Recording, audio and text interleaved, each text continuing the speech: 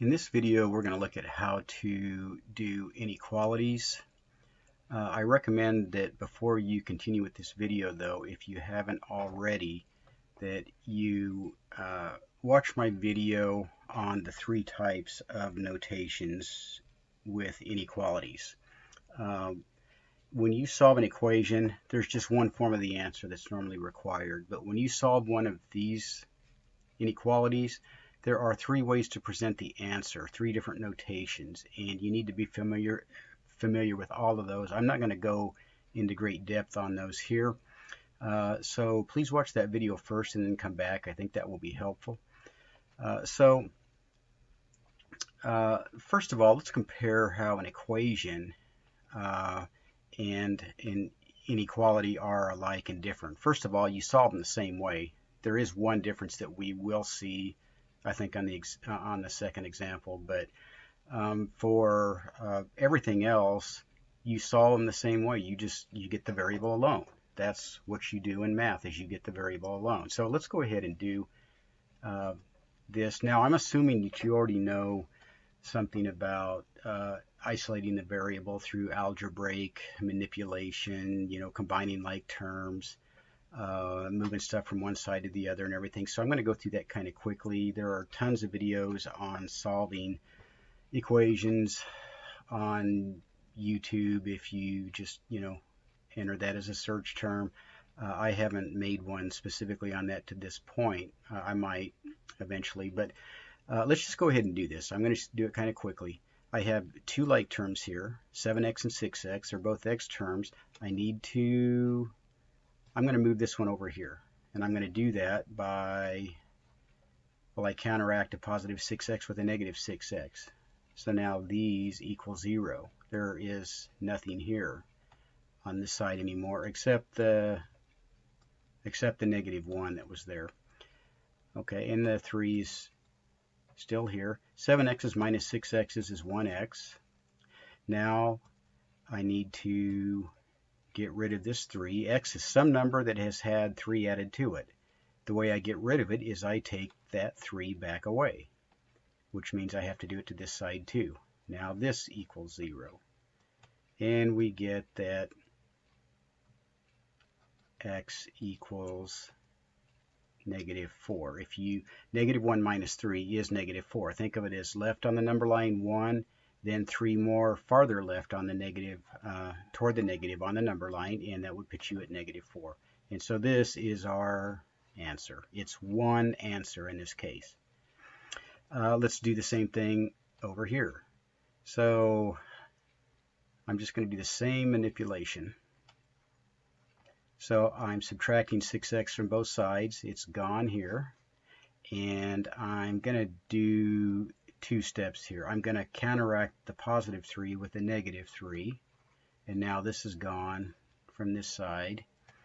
And so that just leaves me with 7x minus 6x. That's x.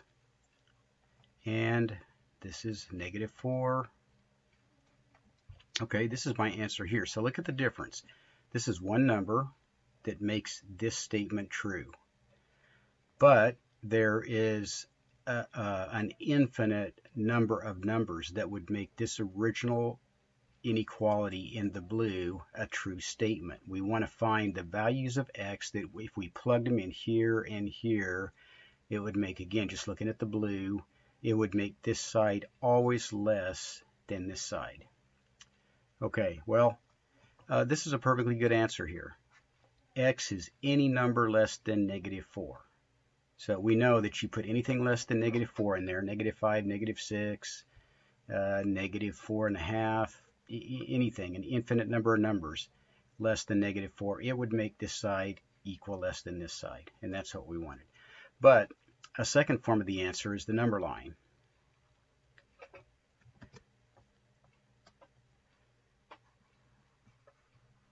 And so when I do a number line, I'm kind of lazy. I just put the number I care about.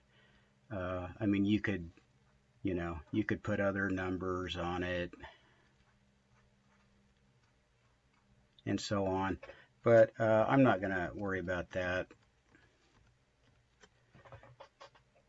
But this is a number line. We know on this side goes up to infinity, and this side goes to negative infinity. How would we graph on the number line all x's less than negative 4? Well, that would be everything to the left of negative 4. So we darken that and then put an arrow here to show it goes on forever toward negative infinity. And on this side, we're going to put a curved bracket, basically a parenthesis.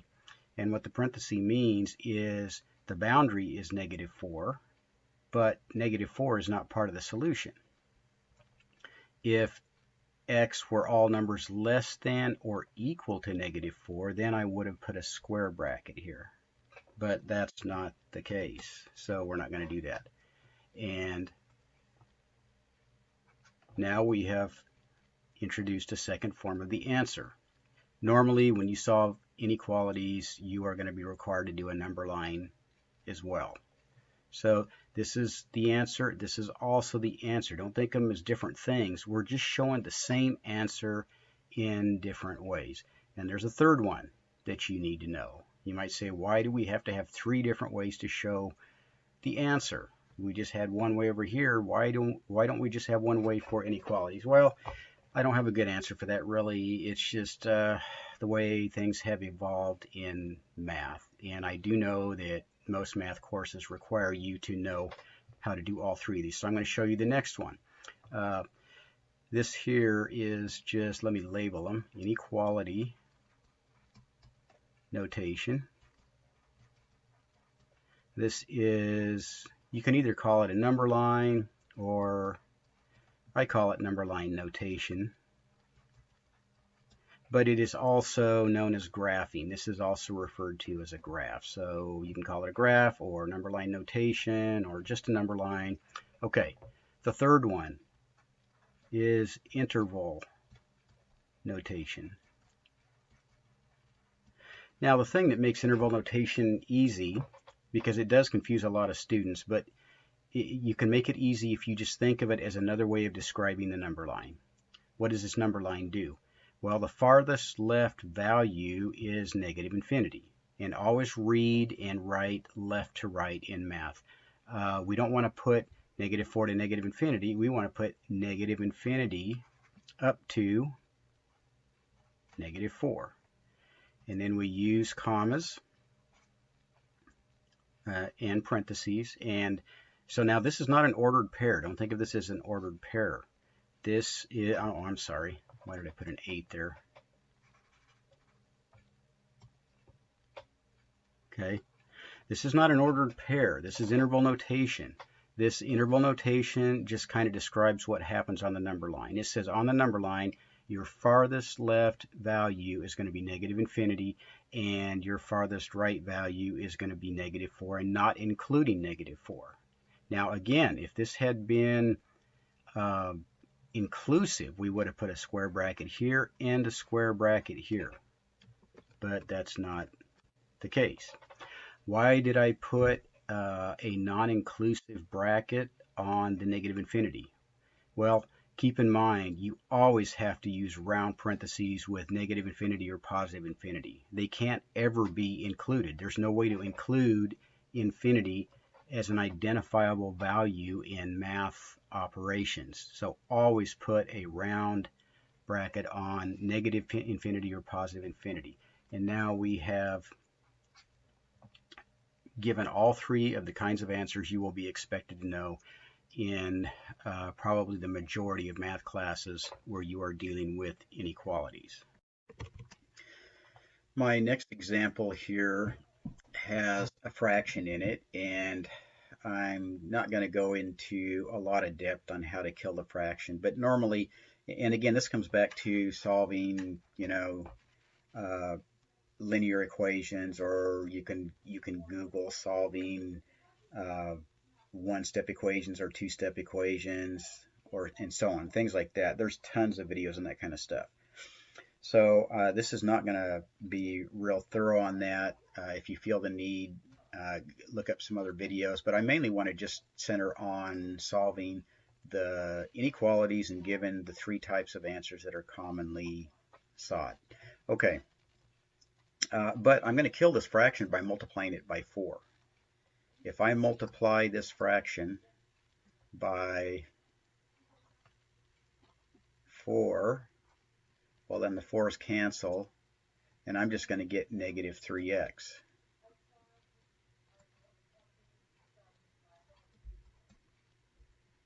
But if I multiply this side by 4, then I need to multiply this side by 4. That's going to give me negative 36. And then to get x alone, which is always what we want to do, I'm going to divide by negative 3, which means I have to do the same to this side. And now these cancel. And I get x. Now I'm going to leave the sign for a second because we have to talk about that. Now let's talk about negative 36 divided by negative 3. And negative divided by negative is a positive, so I don't need to put a sign really. 36 divided by 3 is 12. Now I could have done this, but that would be wrong. So let's stop here. Let me get a different color, go over to the side here, and let's talk about something that it's really the only difference between solving equations and inequalities, anything that has these 4 things. Okay, when you're solving equations, you don't have to worry about what I'm going to show you, but when you're solving inequalities, this is the only thing that's different, and you need to keep this in mind. Say I have negative 2x is less than 7. Okay, well, if you know algebraic manipulation, you know to get the variable alone here, we would divide by negative 2, and what I do to one side I have to do to the other, and this cancels into a 1. This is now 1 times x, which is just x, and now x is alone. And this side is going to be negative 7/2, of course. This is not going to reduce. This sign has to turn around. Why is that the case? Because I divided by a negative number. Anytime you multiply both sides of an inequality or divide both sides of an inequality by a negative number, you have to flip your sign. Why is that? Well, let me show you a quick example here. So, is this a true statement? Is 2 less than 3? Well, yes, it is. Okay, I'm now going to multiply both sides by negative 1. So let's do negative 1 times 2, negative 1 times 3. Well, a negative times a positive is a negative, so we now have negative 2. And a negative times a positive is a negative. 1 times 3. Is this still true? Is negative 2 less than negative 3? Well, no, it isn't. Negative 3 is the smaller value because negative 3 on the number line, negative 3 is here. Here's negative 2. Bigger numbers are always on the right of smaller numbers. This is now false. So we have to turn it around. Why? Because multiplication by negative numbers always turns stuff around. It turns it upside down. It makes it opposite of what it was. Same thing would happen if you divided by both 2 and 3 by, negative numbers. Any negative number, not just negative 1. So remember that rule. If you multiply or divide both sides by a negative number, you tried to write 2 words in one. You must flip the sign. Don't forget that. So this is no longer less than, it's greater than. And there is one of our answers. But as usual, we have to do 2 other forms of the answer. So let's graph this. So we need to graph all x's greater than, but not including 12, up to infinity. And So now this is another form of the answer. Let's rope this off here. Okay. Now we need another form of the answer, and that's interval notation. And that's going to look like this. And we now have our three forms of the answer. Let's look at another one. So we want x to be a number that will make this expression be less than 11. And so first thing I'm going to do is get rid of this negative 3. The way I undo negative 3 is with positive 3. That means this turns into 0. Negative 3 plus 3, or you could also say 3 minus 3, is just 0. So this is gone, which is okay as long as I do it to the other side, because that keeps the balance. So now we have negative 2x is less than 14. Okay, well now x is some number that was multiplied by negative 2. I don't want it to be multiplied by negative 2. I undo that by dividing. You have to do the opposite, the inverse of whatever operation is happening here. I have to do the same thing here. Now this cancels. Negative 2 over negative 2 is just 1. So we have x. On this side we have negative 7. But notice I just divided by a negative number. When we multiply or divide by a negative number, we have to flip the sign. So this thing turns around into this. Okay, so x has to be any number less than 7 in order for this original problem here. Let me rewrite it. In order for this to be true, x has to be less than negative 7. So you put anything less than negative 7 in here, you will have a true statement here. Okay, now we need to do a number line. And I need to graph all numbers greater than negative 7, but not including negative 7, because this is not less than or equal to. It's just less than. So here it makes us graph all numbers greater than negative 7. Okay, so this is one form of the answer. This is another form of the answer. But my last form of the answer needs to be interval notation. And that would be this. So we've given the three types of answers that are very commonly required for inequalities. Okay, so here we have another one. First thing I'm going to do here is combine my like terms. I have 1x and I have a negative 8x. On this side I have two constants, so they can combine. I can combine my 4 with my negative 9. So 1x minus 8x's is negative 7x. Here when I combine 4 and negative 9, well 4 minus 9 is negative 5. And I think I'll write my negative 4x first, although the order doesn't really matter. Okay. Well now, I think I'm going to bring this negative 4x over here, but it's going to end up being a positive 4x on the other side because I undo subtracting 4x by adding 4x.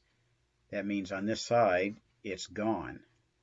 And that's okay as long as I do the same thing to the other side. So now we have negative 7. So if I have 4x's and I take away 7 of them, I'm going to have negative 3 of them. So I've just combined those like terms.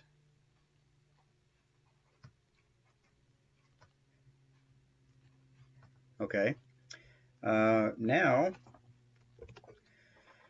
I want to get rid of the negative 5, then I want to get rid of the negative 3 off of the x. I want x alone. So first thing I'm going to do is take care of the number that's farther away from the variable. That's always a good idea. Don't take care of the close one yet. Take care of the farther one. How do I undo? So this is some number here that I want to get it alone first, then I'll deal with it. But this is some number that 5 was subtracted from. Well, I undo that by putting the 5 back, which means I have to do the same to this side. Well, now this is 0, and I just have negative 3x is greater than or equal to, well, negative 5 plus 5 is just 0. Okay. Now, I'm going to go ahead and get this negative 3 off the x. X is some number that was multiplied by negative 3. I don't want it to be multiplied by negative 3, so I'm going to undo what was done by dividing by negative 3, which means I have to do the same to both sides. Okay. Remember, I'm going to have to flip the sign now because I'm dividing by a negative number. When you multiply or divide by a negative number, you have to flip your inequality sign. Okay, well now this is just going to be gone, and I'm going to get x is less than. I flip the sign. Well, 0 over anything, if I have 0 negative thirds, then I have 0 negative thirds. That means there's nothing there. And my answer is x is less than or equal to 0. Okay, so this is one form of the answer. But remember, we have to do two other forms. Let's make a number line. So I'm going to put 0, and if I graph all x's that are less than or equal to 0, that's going to look like this.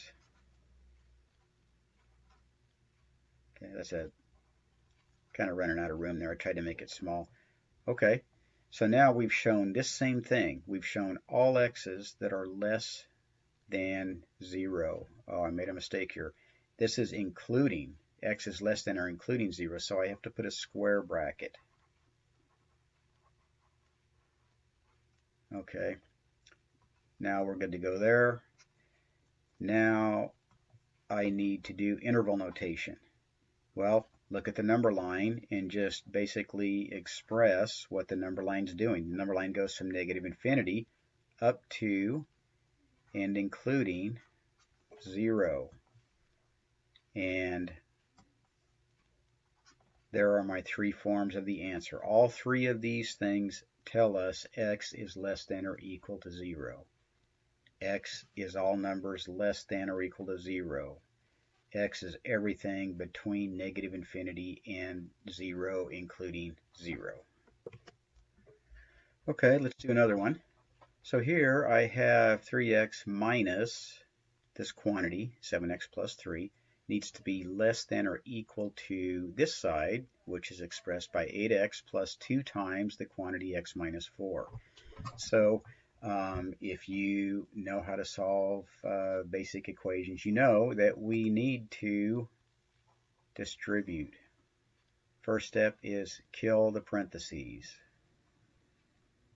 So when we do that, okay, this here, when you have a negative in front of a parenthesis, think of it as a negative 1. If it helps, actually put a 1 there. So I'm multiplying negative 1 times positive 7/2. A negative times a positive is a negative. 1 times 7 times x is 7x. Then I have a negative times a negative. That's a negative. 1 times 3 is 3. Now I have a positive times a positive, 2 times x. Positive times a negative, 2 times 4. And we have killed the parentheses. What do we do next? Well, we're going to combine like terms. If I have 3x's and I take away 7x's, these are like terms because they both have the same variable. 3x's minus 7x's is going to be negative 4x. 3 minus 7 is negative 4. Now I have 8x and I add 2 more x's to it. Well, that's going to give me 10x. And then I can't, these are not like terms, so I can't combine those. Okay, I think that I'm going to bring the 10x's to the left. You could, actually, you know what? I think I'm going to bring the negative 4x over. It'll be positive over here. You can go either way. It's your choice. Okay, well, so I'm going to get rid of the negative 4x on this side with a positive 4x. I have to do the inverse math operation, the opposite. So I do the same thing to both sides.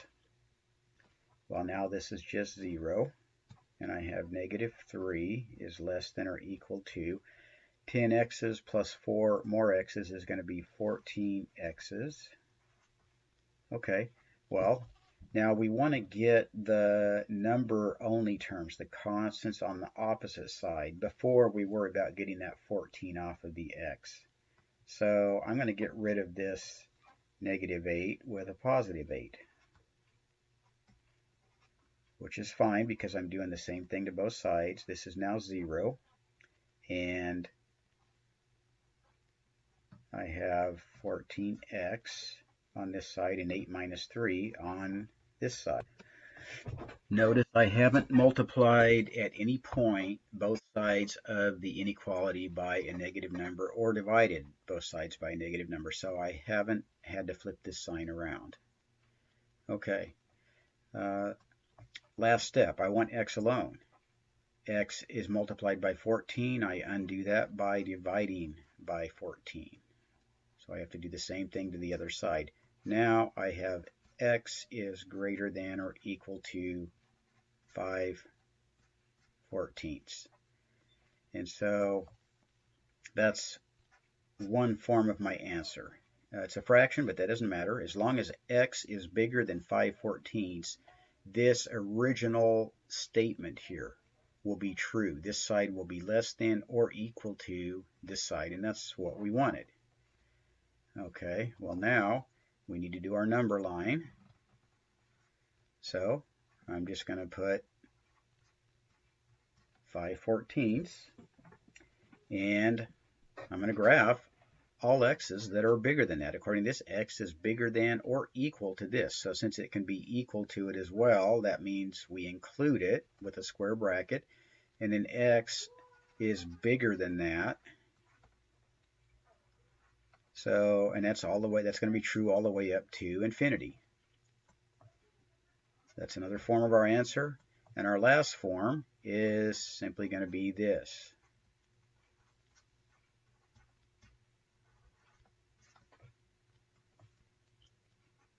And there we go.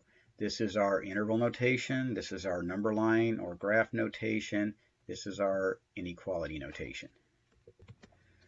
Okay, let's do an application. And I have literally done these for students in math class before when I was teaching high school. And a student wanted to know what she had to score on the next test in order to get, I don't know what it was, a 90 or an 80 or something like this. So okay, so say you're the student and you have 3 test scores so far, and when you take the 4th test, you want to average a solid B. You want to make sure your overall average score is 85 or more. So how would we make an inequality out of this that would express that?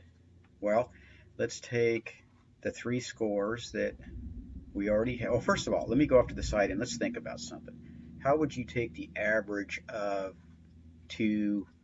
let's say 3 numbers? What if you had 3 numbers?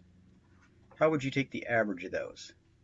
Well, actually I should have done this. You're just given 2 numbers and you're told take the average. Well, what you would do is you would add them up and you would divide by the number of numbers, and that would be your average. So if you do this, you'll actually get 4 1/3. That would be your average. Okay, well, we're going to use the same idea here. I want to take the average of these 3 tests plus the 4th test that we don't yet know. So we're going to take 86 plus 82 plus 78 plus, well, what's the 4th test? We don't know yet, so we're just going to call the 4th test score x. And what I want to know is if I take the average of that, so I'm going to divide by 4. When I take the average of that, I want this to be at least, in other words, we could say greater than or equal to the score of 85. So now we have set up the inequality that we need in order to whittle it down and figure out what the 4th test would have to be in order to be at least 85. Now, obviously, greater than 85 is, that's great too. We could have said equal, but in this case, we want it to be 85 or especially more would be better. So how do we solve this? Well, first thing I'm going to do is I'm going to multiply both sides, but I want to kill the fraction. So I'm going to multiply both sides by the denominator of this fraction, which means I have to do it over here too. Well, now these are going to cancel, and I'm just going to have all of this over 1, which means I don't need to write the 1 on the bottom.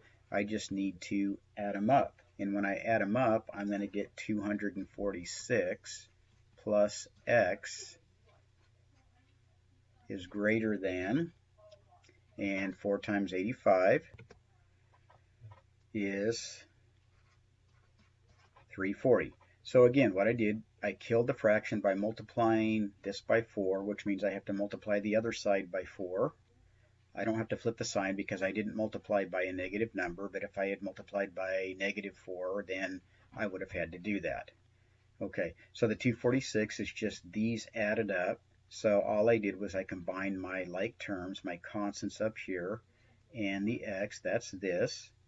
And then this is 4 times 85. That gives us 340. The only thing left to do now is I want x alone. So I'm going to subtract 246 from both sides. Now this is gone, and I simply have x is greater than 94. And there's our answer. In order for, if you were this student, if you wanted to average at least 85, you would have to get a 94 on this next test here. Okay, and as usual, we're going to do the 3 types of answers. So we have inequality notation, then we need number line notation. We want to graph everything bigger than 94, including 94. So there's our number line. But we also want to do interval notation. And interval notation is just going to be this. And we've done what we needed to do. Okay, let's do one more. The difference with this one is you'll notice there are 2 inequality signs, and that's pretty common. So we've got 3 parts here. We've got a left part, a middle part, and a right part. How do we figure out what number m needs to be in order for -11 to be less than this middle part, and then the middle part has to be less than or equal to -7? Well, you just do the same thing you do with other inequalities, except you just do 3 different parts. So I want to get m alone. I want to end up with m in the middle and then stuff here and stuff here. That will give me the parameters of m, what it's less than and what it's greater than. So the first thing I'm going to do here, I'll get rid of the 6 later, but I'm going to take the -3 because it's farther away from the variable. Always take the farthest stuff first. I want to get this -3 out of the middle. It's all about clearing everything out of the middle till only m is left. So I undo a -3 with a +3, which means I need to add 3 to all the parts. Okay, well now this is gone, and in the middle I just have 6m. 3 minus 7 is -4. 3 minus 11 is -8. Okay, well I'm almost there. Now I need to get the 6 off the m. Well, m is some number that was multiplied by 6. I have to undo that by doing the opposite. I need to divide by 6, which means all the other parts have to divide by 6 as well. And so that's going to give me -8/6. This canceled out. Now we have what we wanted. M is alone in the middle, so we know exactly what m's parameters are. And this is going to be -4/6. The only other thing we want to do is, of course, reduce.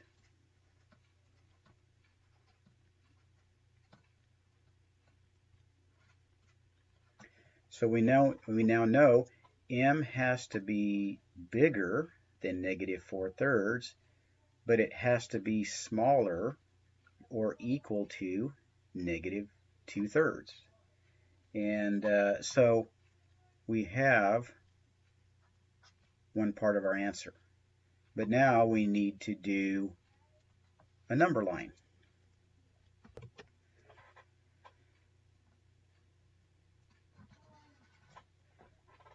Okay, so negative 4/3 is less than negative 2/3. And m is between those. M is greater than negative 4/3, but not including, so this side is going to have to be round. And m has to be less than or equal to negative 2/3. So since negative 2/3 is part of the solution set that would make this original statement true, then we have to include it with square brackets. Now sometimes you could have curved curved, you could have curved square, you could have square curved, or you could have square square. In this case we have a curved bracket and a square bracket, and m is any number in between these two numbers and including negative 2/3. So we got another form of the answer. And as always, we do interval notation too. And our interval notation is going to say, okay, any x value from negative 4/3 up to and including 2/3 is going to make this original statement true. And we have our other form of the answer.